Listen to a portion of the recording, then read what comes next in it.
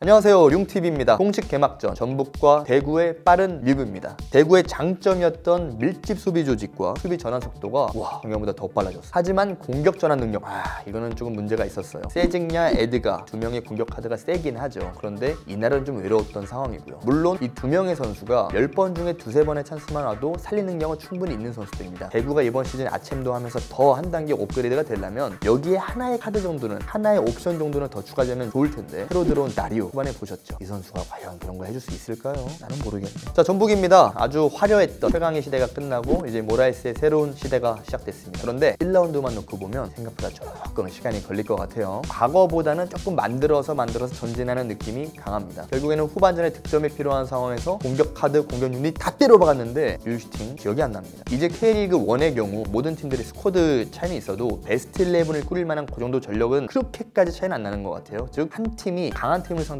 마음 먹고 내려서 버리면 이제는 전력상 강팀도 골을 넣기가 쉽진 않을 것 같습니다. 전북이 생각보다 이번 시즌 초반에 고전할 수 있는 이유입니다. 이럴 때 어떻게 해결을 하느냐? 공격 조합의 완성도가 부족한 상황에서는 결국 기존의 에이스들이 힘을 내줘야죠. 우리 전북엔 로페즈 있잖아요. 근데 로페즈가 1.5인분만 해줬어도 대구 수비 블럭이 막 흔들흔들했을 텐데 이날은 0.5인분이었던 것 같아요. 또 하나 전북의 이슈거리죠. 지난 시즌부터 이슈가 있었던 골키퍼 포지션. 손범근 골키퍼에게 이날 많은 위기 상황이 나오진 않았었는데 좀 더 지켜보죠. 손범근 골키퍼가 겨우 내에 얼마나 성장을 했을까. 1라운드 기준 팩트 폭력 한번 가죠. 우승 후보 전북과 울산이죠. 누구나 인정을 하시겠지만 1라운드 기준 봤을 때 전북보다 울산이 세다.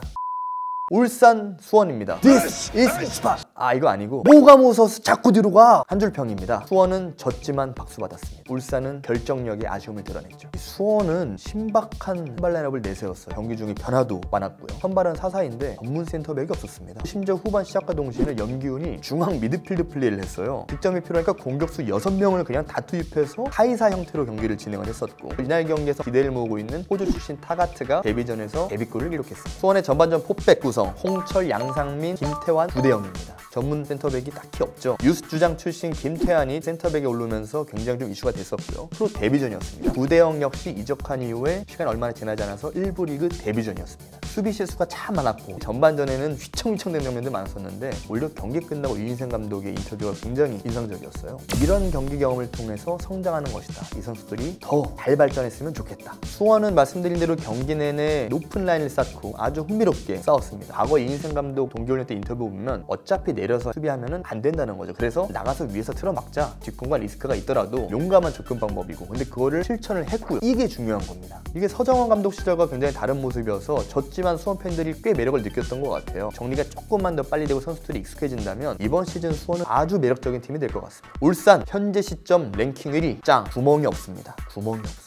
윤영선, 몰투이스, 박용우, 신진호, 믹스, 가운데로 이어진 코어라인, 겁나 단단합니다. 박용우는 이제 기량이 만개한 것 같아요. 여기에 신진호도 적응을 굉장히 빠르게 해주고 있고, 믹스가 만들어내는 이 중원의 하모니, 탈 K리그급입니다. 여기에 이선의 김보경의 능력까지 추가가 되니까 이선 능력만 보면 K리그에선 사실 이유가 없을 것 같아요. 울산이 이선 능력 최고입니다. 역시 이날 경기 전체적인 경기 흐름이나 전반전의 공격 전개 능력만 본다면 울산으로서 전반전의 경기를 끝냈어야 됩니다. 김도훈 감독의 인터뷰처럼 수많은 찬스에도 추가 득점을 하기 못했기 때문에 결국엔 추격당하는 빌미를 내줘버렸었죠. 이게 울산한테 무슨 문제냐? 리그는 장기레에 있습니다. 근데 울산은 우승을 목표로 하죠. 축구 경기는 90분이지만 우승을 목표로 하는 울산 같은 팀한테 때로는 70분에 혹은 그보다 적은 시간에 경기를 끝내버려야 되는 상황도 필요합니다. 이근호, 주민규, 황일수 공격 라인에 부상이 좀 발생했어요. 그 뜻은 빠듯한 초반 일정에 초반 공격 라인에 부하가 좀 생길 수도 있다는 거죠. 그렇기 때문에 이길 수 있는 경기, 찬스가 빨리 나는 경기는 90분이 아니라 70분에 끝내버려야 된다는 겁니다. 그래야지 힘을 아끼죠. 창원 축구센터에서 열린 경남과 성남의 경기입니다. 경남은 지금 말컹도 없어, 박지수도 없어, 최영준도 없어. 그런데 작년보다 오히려 할 수 있는 거는 더 많아질 것 같아요. 작년에는 말컹과 사사이로 대변되던 경남의 색채였습니다. 올해도 그 하드워킹은 그대로 유지가 되고 있지만 조던 머치, 김승주, 루크 이런 선수들의 가세로 할 수 있는 카드들이 더 많아진 건 사실이죠. 성남전은 이 기존 선수들과 영입 선수들의 합을 실전에서 맞춰보는 아마 하나의 테스트장도 됐던 것 같아요. 토니모토가 공격이 아니라 미드필드에서 먼저 시작을 했고요. 센터 센터백 자원으로서 다른 선수가 좀 먼저 물망에 올랐었는데 송주훈 선수가 라인업에 먼저 올라갔었고요. 전반전은 솔직히 썩 훌륭해 보이진 않았습니다. 이적한 주축 선수들의 공백도 있었고요. 다만 후반전에 일단 기대를 모으는 조던 머치가 딱 들어오면서 미드필드에서 중심을 잡았었는데 일단 덕분에 중원의 밸런스가 잘 만들어진 것 같아요. 쿠니모토도 전반에 비해서 더 자유롭게 활동을 하게 됐었고요. 나쁘진 않았습니다만 조금은 더 지켜봐야 될 것 같습니다. 김종부 감독은 조던 머치를 이제 4-3-3의 부스케츠 역할, 수비형 미드필더로 쓰겠다는 얘기를 했었는데 물론 4-3-3이 경남에 딱 흡수가 되면은 작년과는 다르게 또 다른 전술의 형태를 낼 수도 있을 것 같아요. 하지만 머치가 이 자리에서 어느 정도 해줄 수 있느냐, 한국 축구에 또 얼마나 적용을 하느냐, 이게 또 변수가 될 수 있습니다. 1부 리그로 돌아온 성남, 오랜만에 치른 1부 리그 경기에서 용감하게 잘 싸웠습니다. 선발 라인업 중에서 1부 리그를 경험한 선수도 거의 전무했던 상황에서 전반전 플레이 잘했어요. 과정도 몇 개는 괜찮았고 골대 근처까지 갔었는데 마지막에 슈팅이 안 나오네. 포스트를 얼마나 아쉬웠을까요? 1년간 긴 공백이 있었던 김동준 골키퍼도 이날 훌륭한 모습을 많이 보였었고요. 전체적으로 팀이 용기를 잃지 않고 전진했다는 것에 대해선 경기 끝나고 남길 감독도 선수들에게 박수를 쳐줬습니다. 남길 감독의 한마디가 기억나네요. 해볼만 할 것 같다. 숭례 아레나, 아주 환상적인 분위기에서 펼쳐졌던 인천과 제주전입니다. 제주의 중원이 강해졌습니다. 아길라르가 영입이 되면서 미드필드와 공격의 연결고리가 생겼고요. 또 덕분에 같이 파트너로 나왔던 권순영의 역할이 조금은 이젠 단순해지면서 밑에서 좀 굉장히 편안하게 플레이하는 게 느껴졌습니다. 덕분에 공격 루트도 많이 개선됐어요. 중앙에서 중앙, 혹은 측면에서 중앙으로 굉장히 좋은 템포의 볼들이 순환이 되다 보니까 전반전 특정 시간대까지는 공격 흐름이 제주가 굉장히 괜찮았습니다. 약간의 아쉬움이 있습니다. 최전방에 있는 찌아구인데요. 제주의 지금 강화된 미드필드 구성상 최전방 스트라이커가 약간의 폭발력만 더 갖춘 스타일이라면 제주의 공격력은 제가 보기에는 지금부터 2배는 세질 것 같아요. 찌아구를 자르라는 건 아닙니다만 뭔가 나은 방법이 여러 개 있을 겁니다. 찌아구 미안해.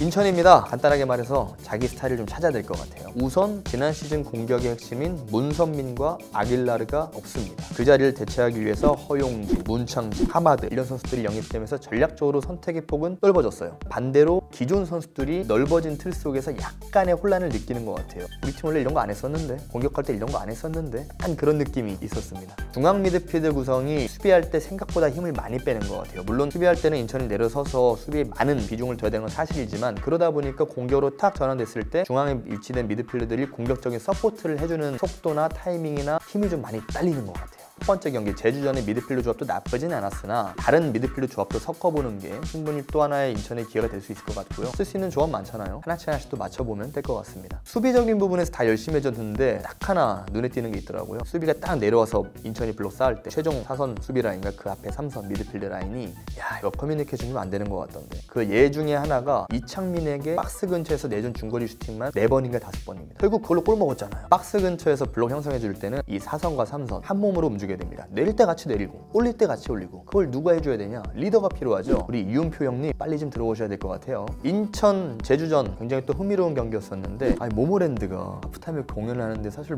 얼마나 다 보기 좋아요. 관중들도 다 재밌게 보는데 저는 약간 그게 아쉽더라고요. 비용도 많이 들었을 텐데 인천 유나이티드 유니폼 한번 입혀주지. 옛날 버전부터였고 쫙 한번 입혀주지. 사람도 많으니까. 얼마나 멋있는 스토리가 돼요. 또 하나 필드에서는 힐 신지 맙시다. 모모랜드가 거기에 축구화를 신었다면 운동화를 신었다면 제가 보기엔 퍼펙트했을 텐데 그라운드는 선수들한테는 신성시되는 장소잖아요. 잔디 관리도 얼마나 힘든데요.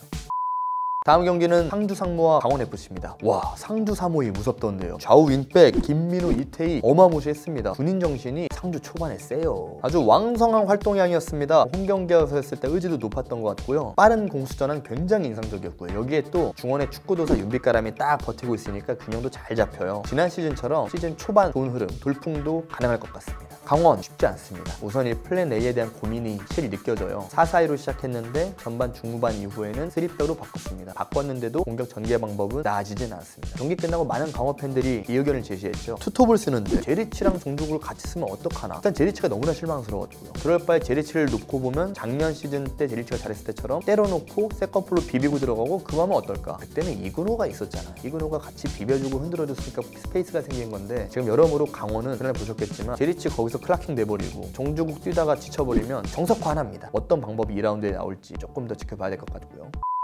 다음은 일요일에 열렸던 라운드 마지막 경기 서울 포항전입니다. 서울이 포항을 부셨습니다. 그냥 부셨습니다. 포항이 아무것도 못했습니다. 서울에 대해서 과연 복귀한 최용수 감독이 첫 무대였는데 어떨까? 예상보다 셌어요. 우선 압박 타이밍과 프레싱 강도에서 포항을 압도했습니다. 그러다 보니까 포항이 초반부터 리듬 자체를 만들지 못했고요. 선발 카드를 봐도 예상 외의 그런 카드들이 나왔었어요. 예를 들어서 투톱에 박동진이 박주영과 같이 썼습니다. 여러분, 박동진은 수비수예요. 가끔 화나면은 거친 플레이도 나오고 아주 그런 열혈남아 그런 수비수인데, 동기훈련을 하면서 박동진이 갖고 있는 스피드나 접근적인 부분, 적극성 이런 것들을 최용수 감독이 봤다고 해요. 그래서 톱에 놨는데 골 넣을 뻔했어요. 마지막에 전반전 막판에 탁 들어올리는 슈팅 기억나시죠? 그거 놨었으면 박동진 대박 사건. 전반전의 경기를 사실상 끝냈던 몇 가지 요소가 더 있죠. 공이 없을 때 능력입니다. 지난 시즌에 비해서 선수들이 대폭 향상됐어요. 물론 적극성, 활발함 이것도 연관이 되는 부분이긴 한데, 공을 받기 위해서 항상 공 근처에서 움직여주는 서울 선수들의 움직임이 전반전에는 정말 눈에 띄었습니다. 또 한 가지, 반칙수예요. 반칙수를 보면 굉장히 큰 차이가 나는데, 서울이 그만큼 영리하게 끊어야 될 때 끊음으로써 포항은 사실 리듬을 만들어요. 패스를 주고받으면서 탁탁탁 하는 과정에 속도를 붙이는 팀인데 그 기회 자체를 안 줬다는 거죠. 반칙수가 이렇게 많은 상황에서도 결국 선수 11명을 유지를 했으니 반칙을 서울이 잘 활용한 겁니다. 가장 눈길이 갔던 선수 알리바예프. 감탄하셨죠, 서울팬 여러분? 저도 깜짝 놀랐습니다. 이 정도일 줄은 몰랐습니다. 오늘 경기 만약에 다시 보게 된다면 던진 패스, 킥패스 제가 보기에 80% 이상 알리바예프입니다. 이 선수 올해 대박 칠 것 같아요. 포항에 대해선 특별한 먼트가 필요 없을 것 같아요. 작년에 그 경기력은 어디 갔나요? 너무나도 무기력했습니다. 유유슈팅도 없었습니다. 김광석과 체프먼의 공백이 뼈저리게 느껴졌고요. 무엇보다 야심차게 또 데리고 온 외국인 선수 데이비드